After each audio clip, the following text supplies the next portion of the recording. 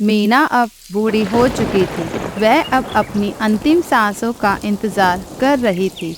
वह आखिरी समय में अपनी बेटी को कहती है, गुड़िया बेटी, अब मेरा जाने का समय आ गया है।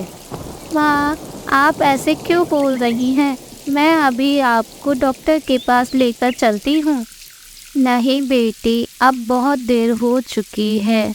और बेटी, तुम मेरे जाने के बाद मेरे मुंह बोले भैया कालू के पास चले जाना। वो तुम्हारा अच्छे से ख्याल रखेंगे। इतना कहते ही मीना मर जाती है। सुबह होते ही गुड़िया रोती रोती अपने कालू मामा के घर। गुड़िया को यूं अकेला देख कालू गुड़िया से पूछता है, गुड़िया बेटी, तुम अकेली आई हो यहाँ? मीना बहन कहाँ है और तुम रो क्यों रही हो?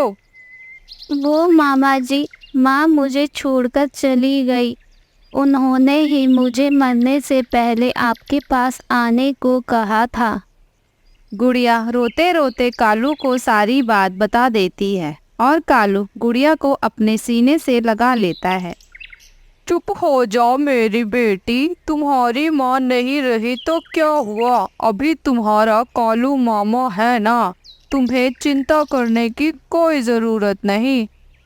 लेकिन मामा जी, अगर उस समय घर में डॉक्टर होता तो माँ नहीं मरती। इसलिए मैं अब डॉक्टर बनना चाहती हूँ।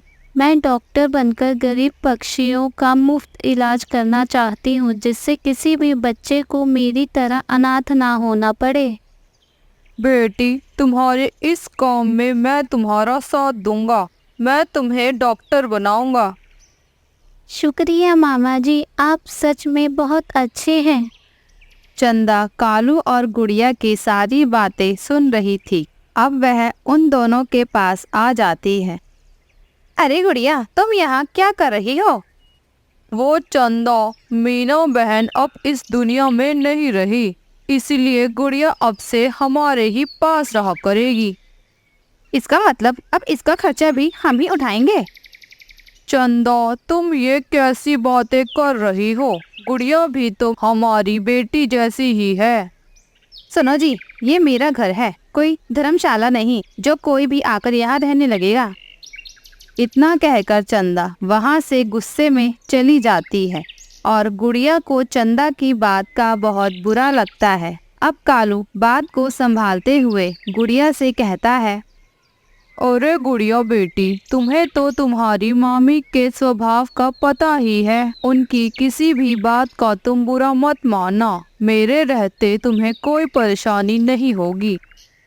कालू गुड़िया को समझाता है और फिर वह खाना खाकर सोने चले जाते हैं। रात में गुड़िया सोते समय उसकी मामी की कही बातें सोचने लगती है और फिर वह वहाँ से जाने की ठान लेती है।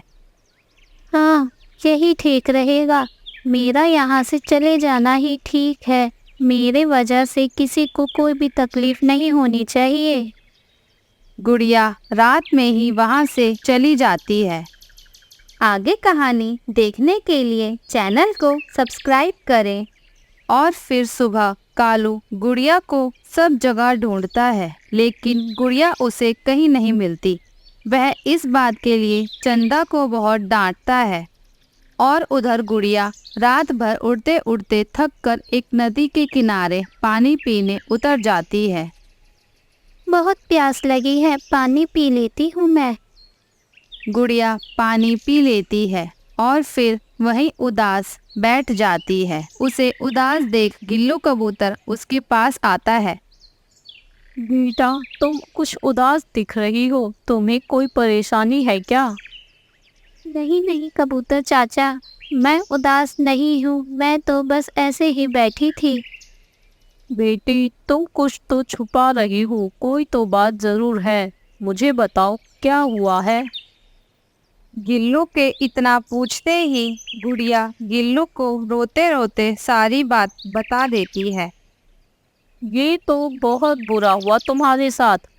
और तुम्हारा कोई रिश्तेदार नहीं है क्या जो तुम्हारा पालन पोषण कर सके?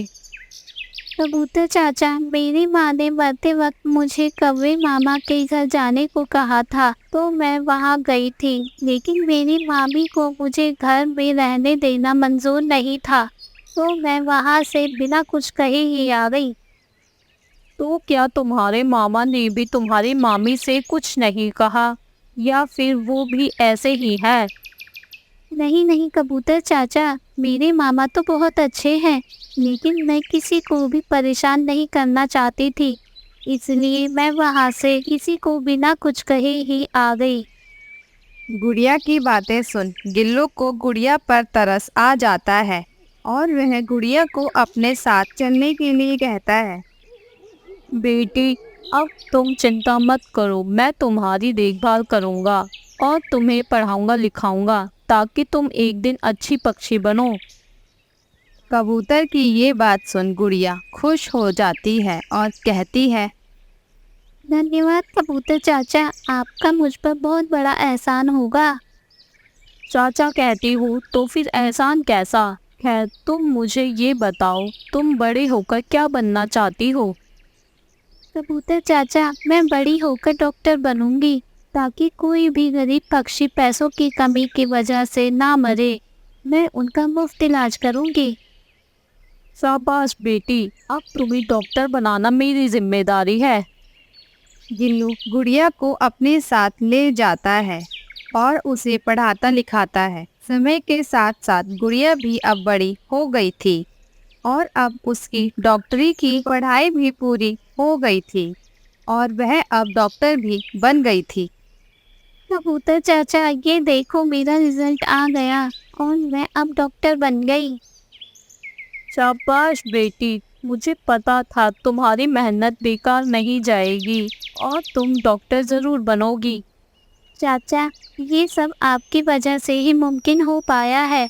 अगर आपने मुझे मेरे बुरे वक्त में नहीं संभाला होता, तो शायद मैं डॉक्टर ना बन पाती। ऐसा नहीं कहते गुड़िया बेटा, ये तो मेरा फ़र्ज़ था। मैंने जो भी किया तुम्हारी खुशी के लिए किया।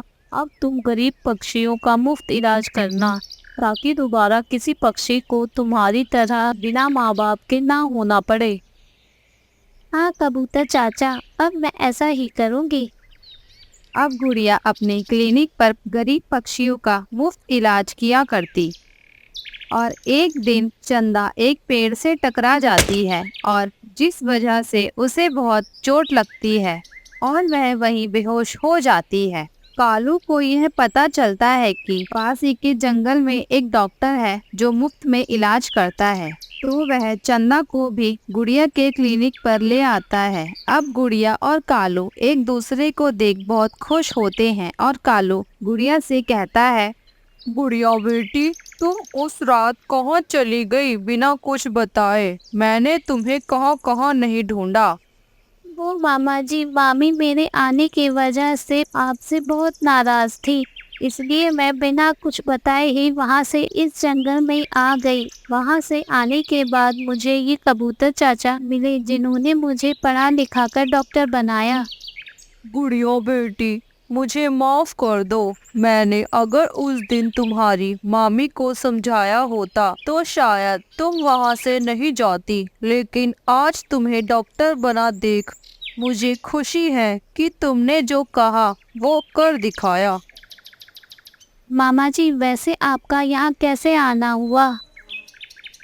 वो बेटी, तुम्हारी मामी के सर पर चोट लग गई है, तो मेरे पास इतने पैसे नहीं कि तुम्हारी मामी का इलाज करवा सकूं, इसीलिए मैं यहाँ आया था। मामा जी, आपको मेरे रहते किसी तरह की कोई चिंता करने की ज़रूरत नहीं। मैं अभी मामी का इलाज शुरू करती हूँ। गुड़िया चंदा का इलाज कर देती है। अगली सुबह चंदा को होश आ जाता है। चंदा जैसे ही गुड़िया को अपने सामने देखती है तो वह कहती है, गुड़िया, तुम यहाँ क्या कर रही हो? चंदा, गुड़िया ने ही तुम्हारा इलाज किया है। अच्छा, तो क्या गुड़िया डॉक्टर बन गई? हाँ, ये मेरा ही क्लिनिक है और मैंने ही आपका इलाज किया है।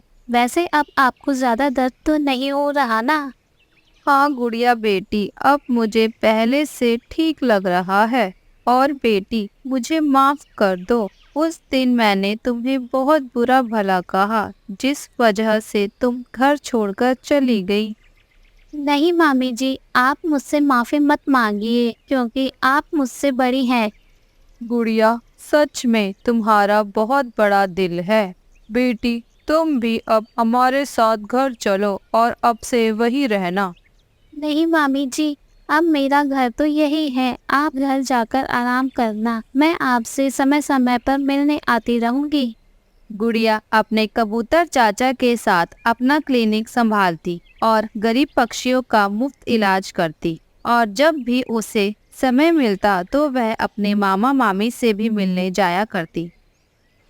प्यारे दोस्तों, और कहानियाँ देखने के लिए चैनल को लाइक, शेयर एंड सब्सक्राइब करना ना भूलें।